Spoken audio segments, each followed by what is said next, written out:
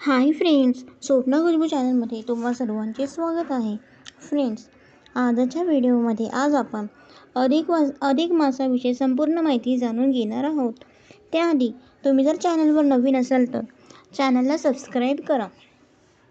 मे 2026 ते 15 जून 2026 या कालावधीत आहे. हिंदू पंचांगानुसार ज्येष्ठ महिना हा अतिरिक्त अधिक मास म्हणून गणला जातो. महाराष्ट्रात याला धोंड्याचा महिना असेही म्हणतात. अधिक मास हा मुख्यत्वे भगवान विष्णूंच्या उपासनेसाठी समर्पित असतो. या काळातील महत्त्वाचे पैलू: धार्मिक महत्त्व. या महिन्यात केलेली विष्णुपूजा, जप, उपवास आणि दानधर्म यांचे फळ इतर महिन्यापेक्षा अनेक पटीने अधिक मिळते असे मानले जाते.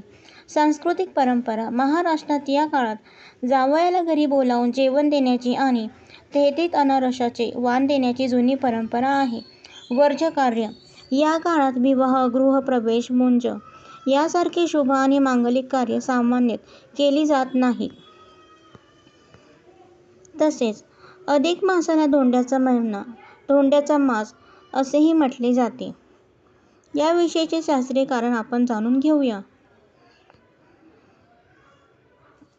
यंदा रविवार 17 मे रोजी अधिक ज्येष्ठ महिन्याला अधिक मास सुरुवात होत आहे. तर अधिक ज्येष्ठ महिन्याची सांगता 15 जून 2026 रोजी होणार आहे.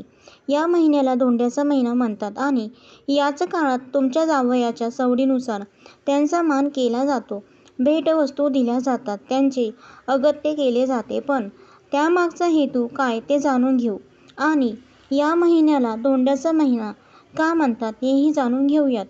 हिंदू संस्कृतीत परंपरेत प्रत्येक नात्याला मानाने वागवले जाते, जेणेकरून आपसुकच परस्पर ऋणानुबंध दृढ होतात.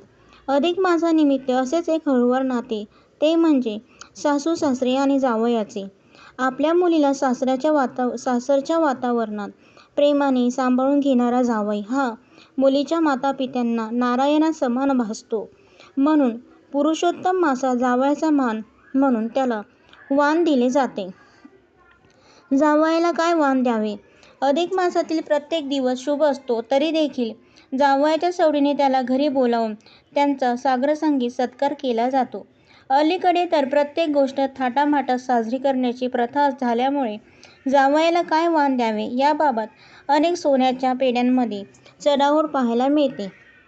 चांदीचे ताहमान, चांदीचे निरांजन, चांदीचा पेला अशा अनेक वस्तू भेट म्हणून दिल्या जातात.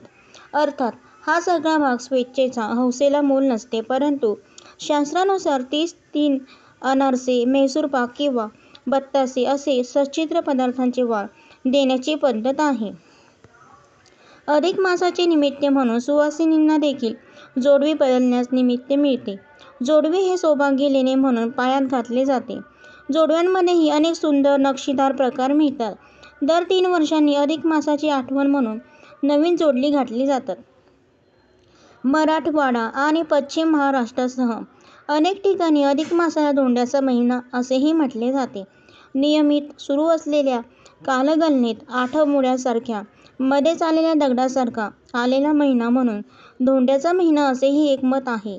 मात्र धोंडा आणि अधिक मास यांना जोडणारा एक खाद्यपदार्थ आहे, त्याला धोंडा म्हटले जाते.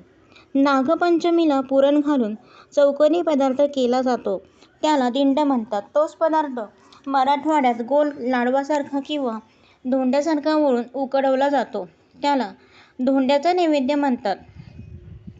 जेवताना जावयाला आग्रहाने धोंडे खाऊ घातले जातात आणि त्याच्या रूपाने नारायणाने धोंड्याचा नैवेद्य स्वीकार केला असे म्हणतात.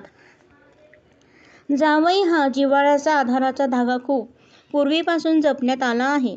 प्रत्येक नाते शब्दातून सांगण्यापेक्षा प्रतीकातून, उत्सवाच्या माध्यमातून आविष्कारित करण्याची सवय आपल्या हिंदू संस्कृतीने लावली आहे. काळ बदलला तशी सण-उत्सवाची पद्धत बदलली, वाण देण्याच्या वस्तूही बदलल्या, मात्र परंपरांची साखळी अतूट राहिल्याने नात्यांमधले अवघडलेपण हळूहळू दूर होऊ लागले. लक्ष्मी नारायण भगवान की जय. तर फ्रेंड, अशा प्रकारे अधिक मासामध्ये आपण अशा पद्धतीने जावयाला वाण देऊ शकतो.